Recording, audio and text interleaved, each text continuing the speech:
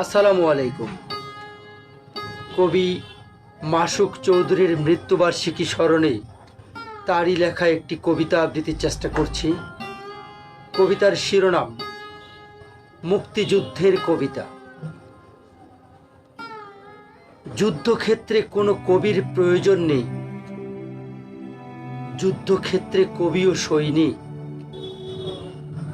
কলম নয়, কবির হাতে নিষ্পিস করে সর্বাধুনিক মারণাস্ত্র। স্টেন গানের ব্রাশ ফায়ারের শব্দের দ্বন্দ্বেও কবিতা নেই।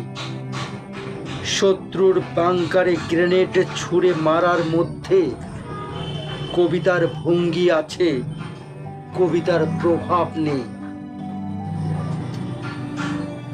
কবিদের কাছে এইসব অজানা তথ্য নয়।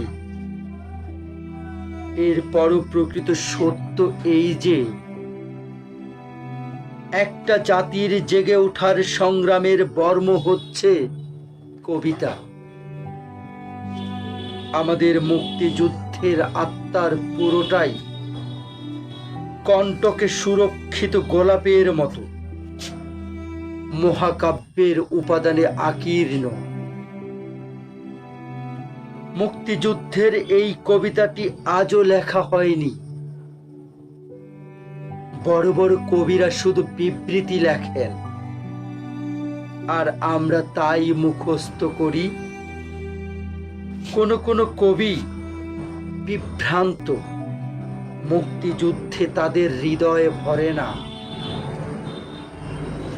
আর আমরা সবাই বিকৃত। এরপরও আমি হতাশ নই। কবিতার সত্যকে পৃথিবীর কোনো রাজা হত্যা করতে পারেনি। 100 বছর পরে হলেও মুক্তিযুদ্ধের কবিতাটি লেখা হবে। ধন্যবাদ। কবিতার এই কবির মৃত্যুবার্ষিকী স্মরণে শ্রদ্ধা জ্ঞাপন করছি।